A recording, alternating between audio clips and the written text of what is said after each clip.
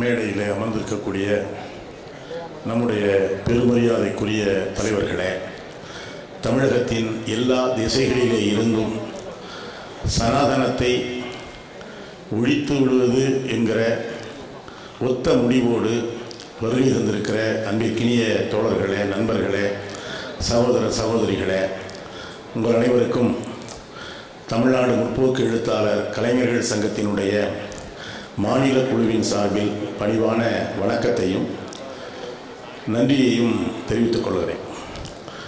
இந்த அரசியல் தலைவர்கள் பங்கேற்கக்கூடிய இந்த அமர்வு முடிந்த பிறகு நாம் எல்லாம் ஊருக்கு செல்ல வேண்டும். காலையிலேருந்து ஒரு விவாதம் ஓடிக்கிட்டே இருக்கு.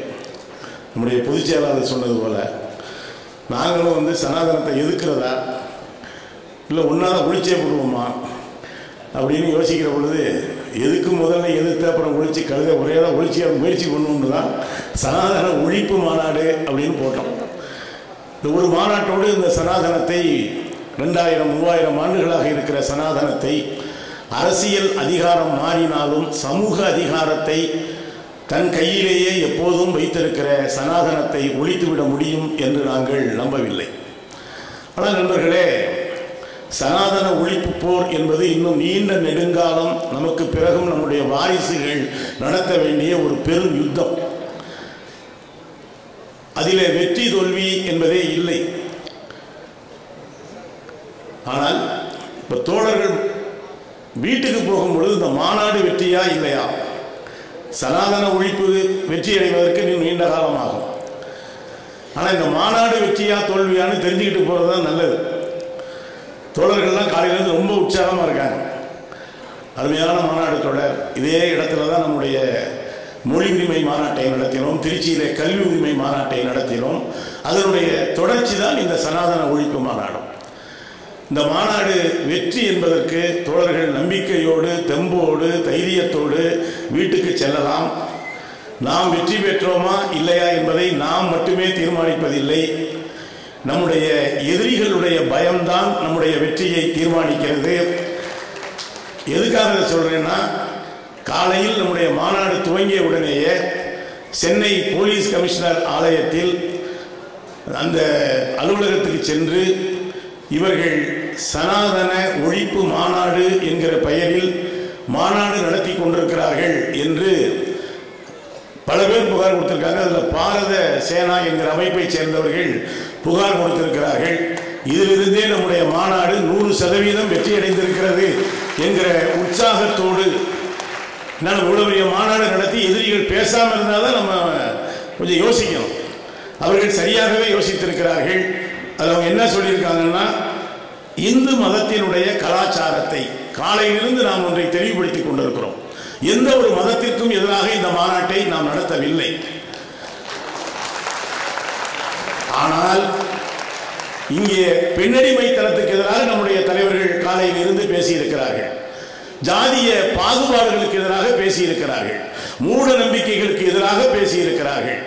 அதே போல சடங்கு என்கிற பெயரில் எளிய மக்கள் சுரண்டப்படுவதை எதிர்த்து பேசியிருக்கிறார்கள். இதெல்லாம் தான் நீங்கள் சொல்கிற கலாச்சாரம் என்றால் நிச்சயமாக நாங்கள் அதை எதிர்ப்போம் என்பதை நாங்கள் உங்களுக்கு சொல்லிக் கொள்கிறோம் நண்பர்களே. அதனால இந்த புகார் கொடுத்த நண்பர்களுக்கு ஒரு மகிழ்ச்சி என்னன்னா, அவர்கள் விசாரிக்காமல் நம்மை தண்டித்துக் கொண்டிருந்தார்கள். நாம் நடத்திய மாநாட்டினால் அவர்கள் புகார் கொடுக்க வேண்டிய நிலைமைக்கு சென்றிருப்பதே நம்முடைய வெற்றி தான் என்பதை இன்றைக்கு பொது சிவில் சட்டம் கொண்டு வரப்போவதாக சொல்கிறார்கள். காலையிலே பேசிய நம்முடைய ஆசிரியர் ஐயா அவர்கள் சொன்னார்கள், அவர்களுடைய மனு நீதியிலே குற்றவியல் சட்டம் கூட எல்லா மனிதர்களுக்கும் ஒரே மாதிரி இல்லை. அவர்கள் தான் இன்றைக்கு பொது சிவில் சட்டம் குறித்து பேசுகிறார்கள்.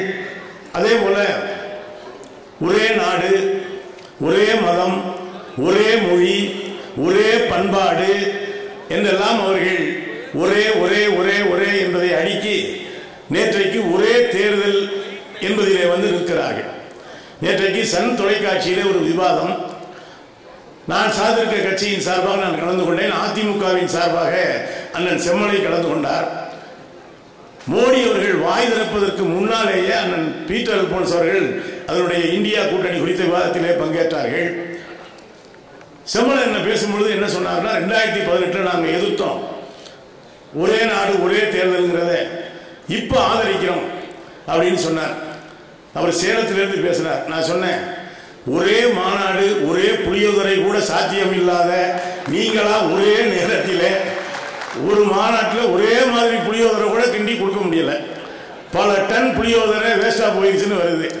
புளியோதரையே ஒழுங்காக கிட்ட முடியலைன்னா எப்படி ஒரே நேரத்தில் ஒரே தேர்தலை எப்படி நீங்கள் நடத்துவீங்கன்னு கேட்டால் ரொம்ப கடுமையாக கோபப்பட்டார். அது என் மேலே வந்த கோபம்ல, புளியோதரை சரியாக கிண்டாதவங்க மேலே வந்த கோபமாக இருக்கும்னு நான் நினைக்கிறேன். நண்பர்களே, சனாதனம் என்றால் என்னவென்று நம்முடைய ஆதவனும் ரொம்ப கஷ்டப்பட்டு விளக்க முயற்சி பண்ணார். நானும் அதை படித்து பார்த்தா ஒன்றும் புரிய மாட்டேங்குது. அவங்க வெற்றியே அதில் தான் இருக்கு. நீங்கள் தெனாலிராமன் கதையில் ஒன்று சொல்லுவாங்கல்ல, திகழாட்டம் மகிழ பந்தனம் அப்படின்னு. ஒரு நாட்டு புலவர் வந்த பொழுது அவர் சந்திக்க யாருமே முடியலை. கடைசியாக என்னடா நம்ம நாட்டில் யாருமே இல்லை, தெனாலிராமனை கூட்டு வந்திருக்காங்க. அவர் ஒரு கட்டி கொண்டு வந்திருக்கிறார். இந்த புத்தகத்தை வச்சு அந்த வெளிநாட்டுக்காரரை நான் சாத்திடுறேன் அப்படின்னு. அந்த ஆள் எல்லாம் படிச்சிருக்கான். ஆனால் இதுக்குள்ளே என்ன இருக்குன்னு தெரியல. இவருக்கு திறக்கவே மாட்டேங்கிறார். இந்த திகழாட்ட மகிழ பந்தனம் புத்தகத்தை நீங்கள் படிச்சிருக்கீங்களான்னு கேட்டிருக்கார். அவனு என்னென்னமோ படிச்சிருக்கான், இதை படிக்கலை. கடைசியாக அவன் பயந்து போய் உள்ள என்ன இருக்குன்னு தெரியாமல் ஒத்துக்கிட்டு போயிட்டான். அரசர் கேட்டிருக்கார் தெனாலிராமன்ட்ட, அப்படி என்னதான் இருக்கு அந்த புக்கில்? என்ன ஒன்றும் இல்லைங்க, திகழாட்ட மகிழ பந்தனம் எருவு மாடு கட்டுற கயிறுன்னு அர்த்தம். நான் அதைத்தான் உள்ள கட்டி வச்சிருந்தேன். அவனும் பாவம் என்னன்னு தெரியாமல் பெரிய புத்தகமாக்கம் நினைச்சு பேசாமல் போயிட்டா அப்படின்னு. நீங்கள் சனாதனத்தை சொல்றதா இருந்தா அந்த திகழாட்ட மகிழ பந்தனம் கதை தான் அது. அவையெல்லாம் மடிச்சு வச்சுக்கிட்டு எதை கேட்டாலும் இதான் சனாதனம் இதான் சனாதனம். கடைசியாக வள்ளலார் வரைக்கும் சனாதனத்தின் உச்சம் என்று நம்முடைய ஆளுநர் ரவி சொல்கிறார் என்றால், இப்படியெல்லாம் பின்னால் ஆளுக வருவாங்கன்னு தெரிஞ்சுதான் அவர் தெளிவாக சொல்லிட்டு போயிட்டாரு. வேத ஆகமங்கள் என்று வீண் வாதம் ஆடுகின்றீர். ஆளுநரேன்னு போடல, அவ்வளவுதான். வேத ஆகமங்கள் என்று வீண் வாதம் ஆடுகின்றீர். வேத ஆகமத்தின் விளைவு அறிவீர். சூதாக சொன்னதல்லால் உண்மை ஒளி தோன்ற உரைத்ததில்லை என்பதுதான் வள்ளலார் வாக்கு. அவர் சனாதனத்தின் உச்ச நட்சத்திரம் அல்ல, சனாதன எதிர்ப்பின் உச்ச நட்சத்திரமாகத்தான் வள்ளல் பெருமான் காட்சியளிக்கிறார் என்பதுதான் உண்மை. யாதும் ஊரே யாவரும் கேளீர் என்பது சனாதனத்திற்கு எதிரானது. பிறப்புக்கும் எல்லா உயிர்க்கும் என்பது சனாதனத்திற்கு எதிரானது. இன்னும் சொல்ல போனால் சனாதன எதிர்ப்பிலே கலைஞர்கள் தான் எப்பொழுது முன்னின்றிருக்கிறார்கள். தியாகி விஸ்வநாத முருகனாக நடிக்கிற பொழுது அவரோடு சேர்ந்து அவர் இவர்களால் தாழ்ந்த ஜாதி என்று சொன்ன பொழுது அவரோடு சேர்ந்து நடிப்பதற்கு பலரும் தயங்கிய நிலையில் KP ஜானகி அம்மாள் என்கிற மிகப்பெரிய கம்யூனிஸ்ட் தான் விஸ்வநாதோடு சேர்ந்து நடித்தார். அதுவும் சனாதன எதிர்ப்பினுடைய அடையாளம் தான். இதே சென்னையில் திருவல்லிக்கேணி பார்த்தசாரதி கோவிலிலே அருந்ததிய மக்களை உள்ளேயே அனுமதிப்பதில்லை. ஆனால் இந்த மண்ணிலே தொழிற்சங்க இயக்கம் நடத்தி கொண்டிருந்த தோழர் P. ராமமூர்த்தி அவர்கள், நீங்கள்லாம் வைணவரை கும்புறவர் தானே அப்படின்னு கேட்டார். அவங்கள்ட்ட போய் ஆமான்னாங்க. அவங்களுக்கு ராமத்தை போட்டு கோயிலுக்கு கூட்டு போயிட்டார். ராமம் போட்டால் எல்லாரும் வரலாம்ல, இவங்களுக்கு வாக்கு இருக்குன்னு அன்னைக்கே ஒரு மிகப்பெரிய புரட்சியை தோழர் P. ராமமூர்த்தி அவர்கள் இந்த மண்ணிலே நடத்தி காட்டியிருக்கிறார்கள்.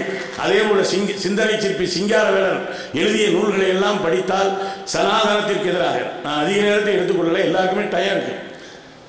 அவர் வழக்கறிஞர் 40 வயசுக்கு பிறகுதான் சிங்காரவேலர் வழக்கறிஞராகிறார். இதே சென்னை உயர்நீதிமன்றத்துக்கு வழக்கறிஞர் கோர்ட்டு போட்டும் பொழுது ஏற்கனவே வழக்கறிஞர் சொல்றாங்க, என்ன போய் சிங்காரவேலு, நீங்க எல்லாம் பரியையும் வலையையும் எடுத்துக்கிட்டு கடலுக்கு போக வேண்டிய ஆளு, சட்ட புத்தகத்தை எடுத்துக்கிட்டு கோர்ட்டுக்கு வந்துட்டீங்களே அப்படின்னு. சிங்காரவேலர் ஒண்ணுமே சொல்லலை, பேசாம போயிட்டார். அடுத்த நாள் பரியிலையும் வலையிலையும் சட்ட புத்தகத்தை பூரா கட்டி கொண்டு போய் அந்த மேஜையில துப்புன்னு போட்டிருக்கார். அந்த சட்டம் ஓ நூலுக்கு மட்டும் இல்ல, என்னுடைய மீன் பிடிக்கிற வலைக்கும் இந்த சட்டம் சிக்கும் என்று சனாதனத்திற்கு எதிரான போர் பிரகடனத்தை செய்த சிங்காரவேலர் மண்ணிலே நின்று கொண்டு சனாதனத்திற்கு எதிரான இந்த கருத்தியலை நாம் பேசிக் கொண்டிருக்கிறோம். காலையில இருந்து மிகுந்த உற்சாகத்தோடு நான் ஒன்றை சொல்லி நிறைவு செய்கிறேன். காலையில் ஒரு புதுமையான நிகழ்ச்சி. இந்த இந்திய விடுதலை போராட்டத்தில் RSS என்ன செய்ததுன்னு ஒரு பெரிய புத்தகம், இவ்வளவு பெரிய புத்தகம். அதில் கொண்டாந்து உண்மையிலேயே ஆசிரியர் இருந்தாங்க, நம்முடைய அமைச்சர் உதயநிதி அவர்கள் இருந்தாங்க. அதை கொண்டு வந்து பிரதேசம் கொடுத்து இதை பிரித்து பாருங்கன்னா அவரும் ஒவ்வொரு பக்கமாக சில பேர் கூட கேட்டாங்க, பிரிண்ட் பண்ண விட்டுட்டீங்களா? உன்னையுமே காரணம் இருந்தால் தானே எங்களை வச்சுக்கிட்டா வஞ்சனம் பண்ணுறோம், இருந்தால் எழுதி வைக்க மாட்டோமா? கடைசியாக என் ஆசிரியர் சொன்னார், அமைச்சர் உதயநிதி கிட்ட, நீங்கள் வந்து ஒரு 3 முட்டையை போட்டு விடுங்க அப்படின்னு. அவர் ஒரு முட்டையை தான் நாங்கள் போட சொன்னோம், ஆனால் அவர் 3 முட்டையை போட்டார். அது எதுக்கு அப்படின்னா, வர இருக்கிற நாடாளுமன்ற தேர்தலில் தமிழகத்திலே பாஜகவுக்கு போட்ட முட்டையினுடைய தொடர்ச்சியை இந்த அரங்கம் காலையிலே துவக்கி வைத்திருக்கிறது என்பதை மட்டும் சொல்லி, ஏனென்றால் ஏற்கனவே நந்தலாலா தலைமையில் ஆன்மீக தளத்திலா அரசியல் தளத்திலா என்ற ஒரு விவாதம் நடந்திருக்கிறது. உண்மையில் அரசியல் தளத்திலும் ஆன்மீக தளத்திலும் அறிவியல் தளத்திலும் பண்பாட்டு தளத்திலும் கலை தளத்திலும் சனாதனத்திற்கு எதிரான அந்த போரை நாம் அயர்வின்றி நடத்துவோம். அதற்கு இங்கே மேடையில் அமர்ந்திருக்கிற நம்முடைய அரசியல் இயக்கங்களின் தலைவர்கள் எல்லாம் துணை நிற்பார்கள் என்று சொல்லி